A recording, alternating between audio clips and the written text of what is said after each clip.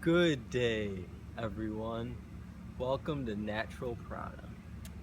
Hi everyone, we wanted to do a little video about how we do our natural, gentle attachment parenting with Kai, since we did one with Ava, and it's just a little bit different how we like parent, I guess. So the first thing that we do with him is he co-sleeps with us, which we did a separate video on that. So I won't go really into detail about it, but he's free to sleep with us as long as he wants to, as long as he needs to. He'll be the one to decide when he's done, sleeping in our bed with us. Another thing that we do is, that I do, is exclusively breastfeed him on demand.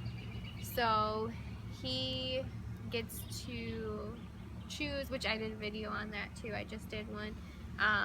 He chooses when he eats, how much he wants to eat, when he's done.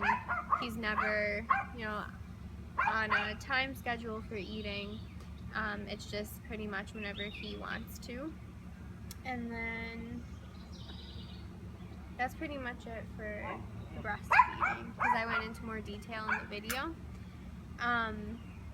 So one thing that we do with him is we don't put him on like a time schedule, and I think that's really important. And we talked about that in the video that we made with Ava too, because we had talked about how when she was in school she would have to like wake up at a certain time, and we were always rushed, and it was just like terrible in the morning.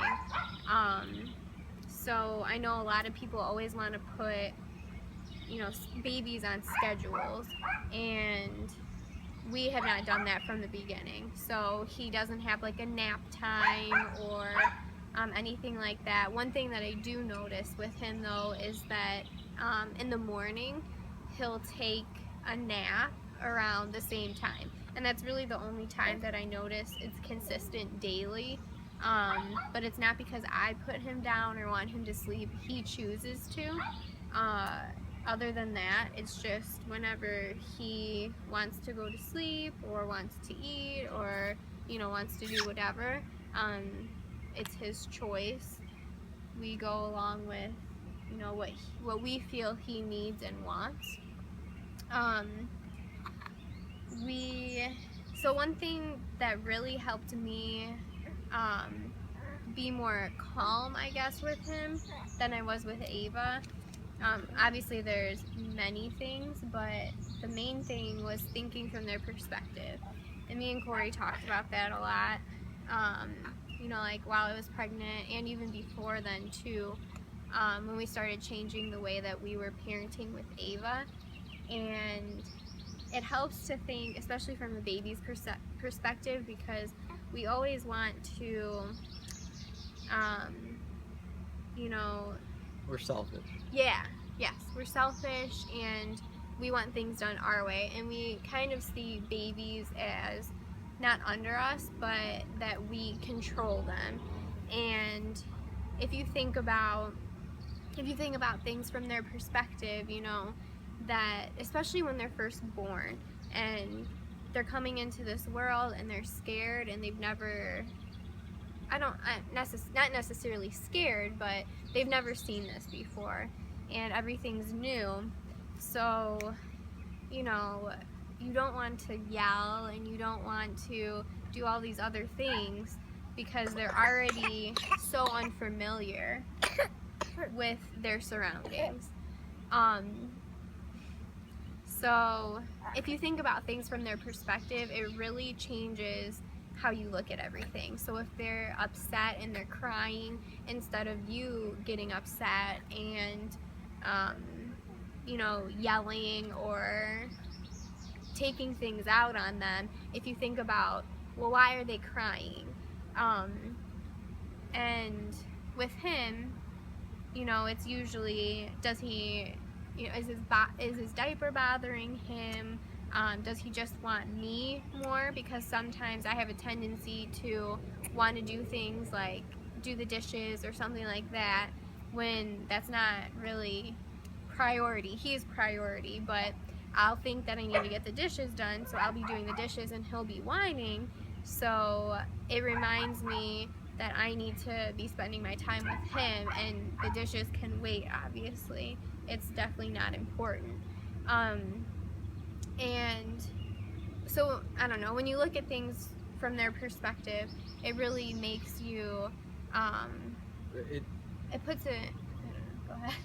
it's best to get to the point where you're seeing everything from someone else's perspective.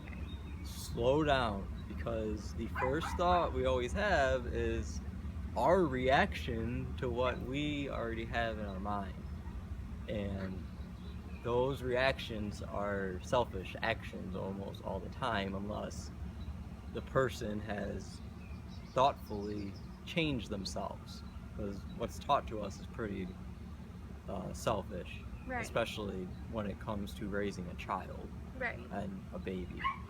And I've heard, quite a few people say, um, if a baby is sick or teething or something like that, and they're in a what we would consider a bad mood, if they're whining or crying a lot, I heard someone just say today that they just want everybody else to be just as miserable as they are. And I mean, it's crazy to think that, especially of a baby or a child, really, because that's 100% not what they want. They don't know that, so they can't. They don't know the words to anything anyone is speaking, so they literally can't have those thoughts. Right. And if you think about when they're sick or uncomfortable, they just want the closeness and the comfort of usually the mom and the dad.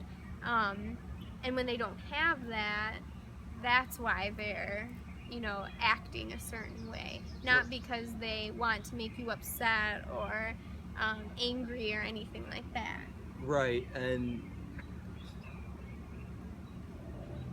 another thing that could cause illnesses would be that separation, that you're not spending your time with your child as you should. And when they get sick, I mean, that's a sign that something's not right with them. And it's not a good idea to just go get medicine and cover it up, because their body's telling us something, and they are as well, because when their body's like that, they definitely are going to be more vocal, because they're not going to feel they're optimal, and they're going to want the parents and the family around to comfort a lot more, to touch and to hug and to hold, to keep them warm, because that's how they heal. They need the love and the warmth and the energy around, not just his milk that he's drinking, but Everything that goes right, with it. everything that she's doing, everything that is going into her and that I'm throwing at her, that I'm putting into him. It all affects his health, because that's the only way he knows how to work right now. It's straight off energy. Right, and that's what it is. It's the energy. So, if they are, upset, usually, I mean, almost always, it is from what's around them. And they work off of our energy and our moods. So if you're in a bad mood or upset or angry, they're obviously going to be acting the same way in most cases. So, if you start getting upset, and then there's been quite a few times where he'll start whining and crying, and then I just keep, it seems like that I can't calm him down, but it's usually because there's some reason that I got upset that day. So he's working off of my energy and my moods. So, he'll just keep crying and crying and crying, and I'm just getting more and more upset, and then I realize it and I need to step out of either the room or step outside or something and just get away from that energy that has been built up in there, and we both calm down, and then finally, like, we can take a breath and we're okay. So so we really have to realize that they are not, I don't want to say at fault, but they're not the ones, they are their own person, but they're working off of the world around them. Yeah, they're new to the world and they're just experiencing it. They're just coming into their experience here, and that's how we have to see it. We can't see it that they know what we know, because even what we know, most of us was taught to us. Right. So with them, it's completely blank. They are working off of the raw flow of how everything works here, which most are completely unaware of. But you don't need to, no one knows how it works. That's not what matters. It's just pay attention to how, if you are actually acting how you truly want to towards your baby. Because if you sit down in a later moment and you think, I feel so ashamed how I acted at any point, then there's a lot of things that need to be done in the mind to change that and fix it, and so that you don't do that automatically. Because that's what it comes down to, is when something happens, there's a reaction, and we need to calm down as much as possible, try to stop the reaction, and think about what was actually going to be said before it's said, because as soon as we actually say it, it reiterates it to ourselves as well. We want to think about it before we even say it, and just decide, is that really something that I want to give to someone else? Would I want that someone to give that to me? Because that's what will happen at some point in time. That's what this is the karma. When you treat someone else bad, even your child, even unknowingly, because of your own mood, it's going to hurt yourself, which it probably already has for most people. Right. So another thing that we do is we try to be outside, or we are outside quite a bit, especially me during Korey works, so I'm home with him during the day, and especially since it's nicer outside, we've been outside, a lot during the day. Yeah, he loves being outside. Yeah. It's the only place he wants to be. And with that, I wanted to say, when kids are inside and they start acting out or whatever, they get, start throwing fits, what I've noticed is they're getting bored. There's only so much that they can do with the toys that you give them and the things that are inside. They want to explore things, and it's kind of difficult for them to explore when they're, inside all day long.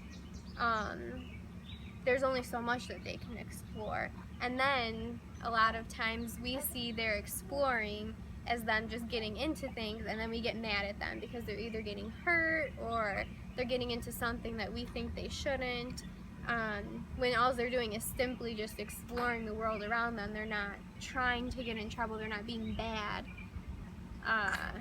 There is no good or bad baby or child or anyone. They're just, they're simply learning. They're learning. They're living their existence, their experience, and their life that they want to at that age that they're at. Right. That's why a lot of kids just go around and wander, because that's what kids do. That's what they naturally do. Even if you look at animals, the smaller animals, they go out and explore and see what is this place, because they don't know. Right. And when you stick them inside and they're in a box and there's corners and they're playing with these things that are boxes, and they're playing with the same things every time. They're going around the same track with it. That's what's happening. They're doing the same exact thing. So it's taking them out of their natural way of thinking and being, which is, I'm just gonna go do what I want. And it starts the program of, I'm gonna do the same thing. And that's why we get him outside so much, because one, he asks to all the time, and that's because he doesn't like our little camper. He's seen everything in it. He can't even get up yet and go explore the other half of it, so he's done with where he is in it and wants to go outside. Right. He doesn't like, children do not like doing the same thing over and over. As much as people say that they can, they don't like to. The only reason they watch the TV show is the same thing over and over, because they watch different things in that TV show every single time. There's so many things put in that TV show. They don't sit there and just watch the story. Right. They're watching the entire thing. Right. But, you know, I'm sure a lot of people have noticed too, as soon as you step outside, if the baby's crying or something inside, as soon as you step outside, they'll calm down. And, I mean, that should just tell you right there that you should be outside more and not just sitting inside. Yeah, being nature's energy that's flowing and growing. Right. And it's just beautiful compared to whatever's in anyone's house. I mean, there's only so much you can do in a house unless you literally build it from nature. Right. So another thing we do, just to further like the bonding between us, is we do like baby wearing. So I'm always holding him, or he's in like a wrap or a carrier or something. I don't know, I never use a stroller with him. I just don't feel it's necessary, especially when he can be on me.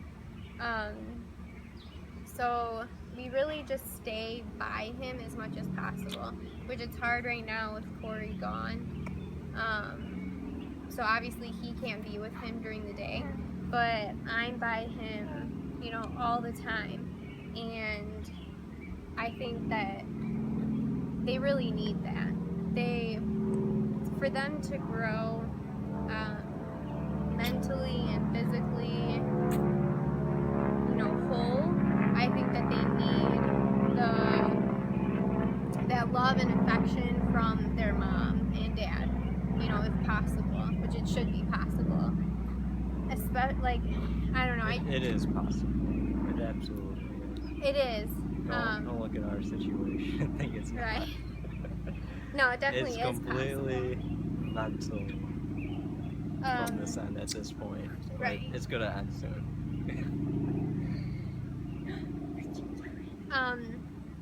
But I mean, you can tell most moms will go back to work if they're in the working field. They'll go back to work. You know, you can go back. I think it's 8 weeks after you have the baby, or 12. I'm pretty sure. And I know I only took 12 weeks off. I took 12 weeks off, and then I went back after I had Ava. And if you talk to any mom almost any mom that has to go back to work and leave their baby, you are literally heartbroken. And it's not only you have to think about how the baby feels then. If you're feeling that way, that you're just so, you know, upset, and you can feel that. You can feel the bond is breaking. And just think the first time if you take him to date. I mean, even if you take him to a relative's house, it doesn't Right. matter. No. You take them there and you leave them. They're crying. Right. And they know who their mom is, they know who their dad is, but their mom especially. You have that special bond because they were inside of you, and, you know, everything like that. And to leave them and to go and work somewhere and be away from them 5 days out of the week, almost, you know, half the day, really, it's so hard on them and you as well. I guess I never, after we looked more into like being natural and stuff, I never understood why. I mean, I always said that I would never have another kid until I knew that I would be able to be home with them. My main reason was for breastfeeding, but then the more that I looked at it, it was so much more than just the breastfeeding. Um, and I can see it, you know, my sister works every day, and she leaves her son, and I can just tell that that is why he, you know, he cries a lot and he's sad a lot, and I can tell that it's because she's not, I mean, part of the reason why is she's not there. He doesn't have that there, and he's losing that, and I don't know, it's really sad to me. But so that's what, you know, one of the things is just being by them as much as you can, because they really need it. They're only this age for so long, and they're developing quickly. They're only every age at that moment. Right. So you lost it if you weren't there. Right. You can listen to someone tell you, you weren't there to experience though, so you'll never actually have that memory for yourself. I mean, just thinking back on things they show on TV and stuff, I mean, that's something that happens, and they even make it in a big deal in the entertainment industry when you miss like a baby's first steps or something, which they sensationalize certain things, but the point is you're missing moments of your baby. Right. Oh, and then the last thing, I think it's the last thing, is electronics, which just kind of ties into the bonding. Which, with electronics, after she says this, I'm gonna tie it all into energy too, because that's why. Right. I mean, that inhibits the bonding as well. Like I said in my breastfeeding video, it's really easy for you to, you know, you have a second, so you grab your phone while you're breastfeeding. And it's just the same. I think that a lot of people just go to their electronics instead of being present with the baby and with your kids, really. Even the TV. I mean, especially the TV. That's always on, it's always there. It's a distraction from what's really, you know, important, really. So, TV's nothing ever. The thing with electronics and energy is electronics let off energy and frequencies that children are not in tune to, not used to, and they're unhealthy in general. They're unhealthy for us. They're unhealthy for a baby, definitely, because they've never experienced any of this. So, it's best just to keep electronics all away, because, cell phones, you have the Wi-Fi, the cellular signal, the Bluetooth. There's all these wireless signals now, because there's all these different frequencies being broadcast that hurt our energy. Mm-hmm. And it's definitely possible to walk around without these things bothering you, but with a baby, they don't even know what it is. They've never experienced it because they were up here. Now they're down here in a physical world, and that's the only place that energy exists, is down here in the physical world. Okay. And the energy that goes along with, that hurts us, would be negative energy also that people put out. And one other thing that you want to keep your baby out of as much as possible, public places where there's a lot of people, because you don't know what's going on with those people. Right. Our children feel it all, because we don't understand, a lot of us, because of how conditioned we are and how little we have of our mind, but children have a lot of it still, and they can feel everything around them, especially when they're walking in a public place or you're at a party or something, and you just want to make sure that you're around people, mostly family, that are positive, that they don't say negative things. they don't put people down. They don't do things that you wouldn't want to do, basically, because even though it's not harming you, because you understand, you even know why they're doing that. Our children do not, and our children take in the energy that's being put out by these people, and the places that they inhibit. Like the house that we're near doesn't let off good energy because of most of what goes on inside of there. And because of that, I really don't like Kai being inside of a lot because it affects him. It definitely affects him. And honestly, there's no reason for him to be that much, but it affects his being and how he is. And I want to limit that as much as possible because we are here to guide our children. We are here to show them the path as much as we can. We can't walk it for them. We have to let them walk. We can't do that.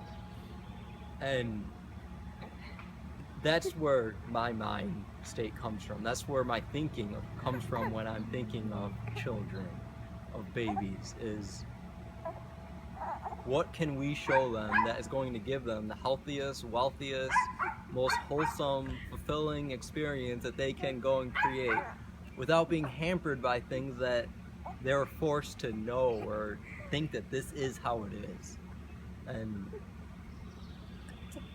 And when you raise your child like that, they'll grow up and be themselves. They'll grow up and just start running with what they want to do because they won't feel like they're locked in a box. They won't feel like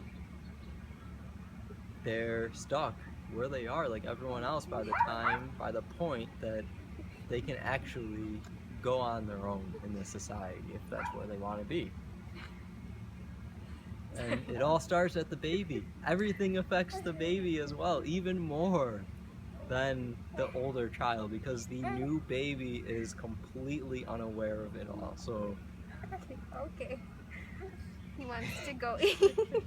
so we need to just be aware of what is going around around our children as much as possible, especially the younger they are.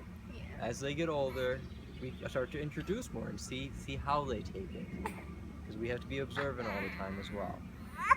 But I think that's it. It for everything that I said. Say bye-bye. Okay, I'm gonna go feed him. Make sure if you made it through this video, you like it, subscribe to our channel below, and get out, enjoy nature. Get outside, go in the forest, take your shoes off, step on the ground and ground. It'll calm you, it'll ground you, it'll balance you, it'll even your mood. If you are feeling stressed out, you can't handle what your baby is doing, step outside with them. Step outside with them in the grass and the dirt, anywhere you can actually touch the earth with your feet on. With your feet, holding the baby on his bare skin as much as possible, maybe even against your bare skin, and just relax. Take deep breaths, close your eyes, and just be in the moment and not think about what is bothering you, because that's why we end up angry all the time still, because we're still doing what made us angry. But go outside. Even if it's 2 o'clock in the morning, go outside. It'll be even more magical because that's when the magic really happens. Have a great night.